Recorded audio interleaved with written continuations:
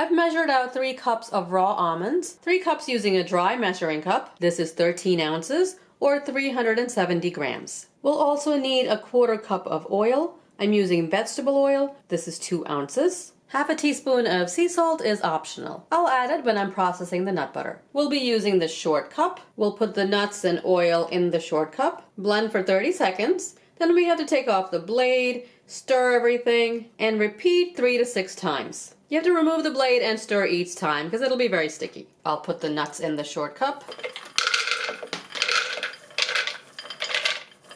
Half a teaspoon of sea salt and the 1/4 cup of vegetable oil. Screw the blade on. Plug in the NutriBullet, press the power button. It'll turn blue. Put the short cup in the base and the NutriBullet will turn on by itself.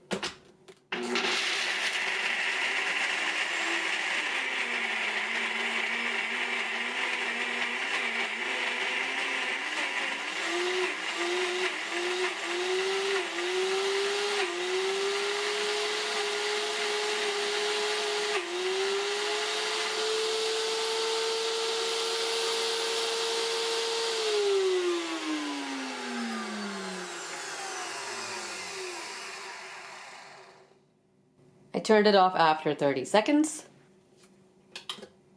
Take the blade off.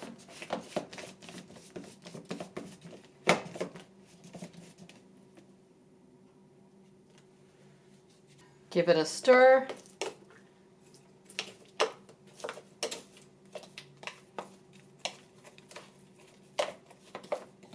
You want to clean off the nuts that are around the blade. We'll do this again a few more times. Each time you put the cup in the base, it should be for 30 seconds.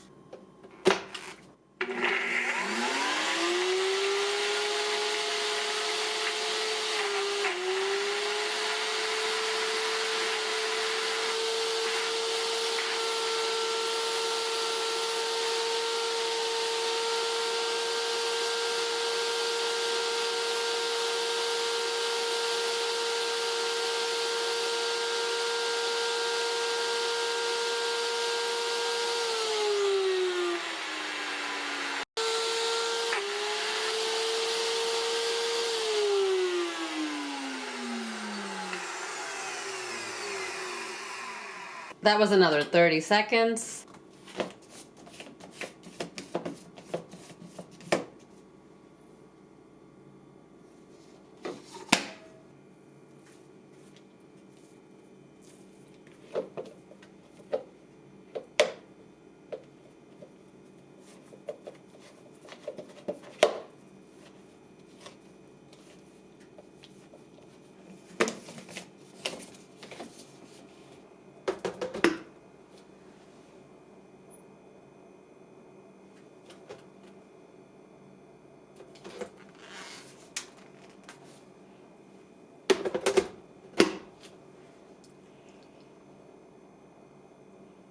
Okay, I don't think it wants to turn on. Let me remove it, turn it off, press power again.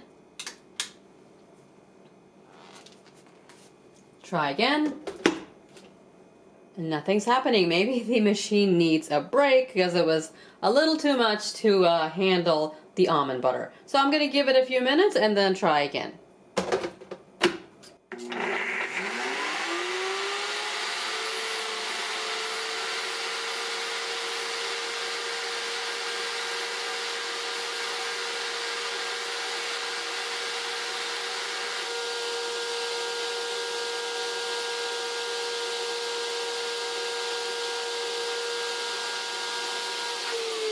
So I stopped it before the 30 seconds because there was no movement at all and I could smell the motor burning. Just gonna turn the power button off.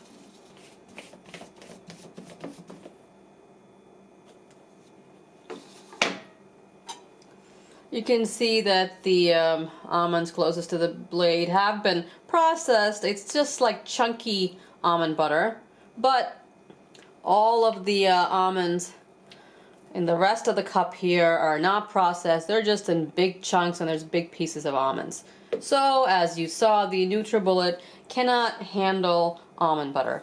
The instructions do say that if you're processing nut butters, after 4 or 5 cycles, to give the machine a 10-minute break. But I didn't even process it for 4 cycles and it already needed a break. After 3 cycles, I did give the NutriBullet a break because it just wouldn't turn back on. And when it did turn back on, it didn't move any of the nuts in the cup. I really don't want to spend all day trying to make almond butter in a machine that I have to give breaks to. It doesn't make any sense to do that. So while the NutriBullet is a powerful blender and makes good smoothies, it's just not going to make almond butter.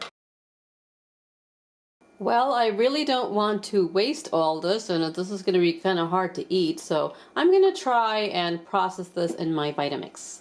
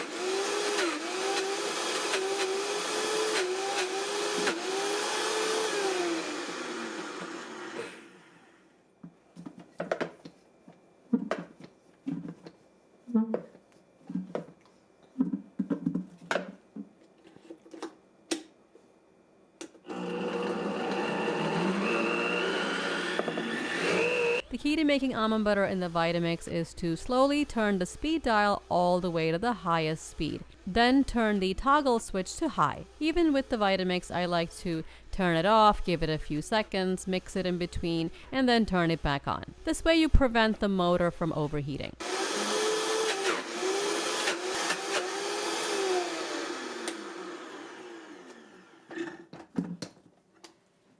Here is the almond butter in the Vitamix.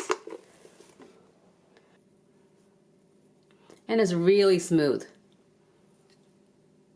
Just gonna give it a taste. That's impressive. It's completely smooth.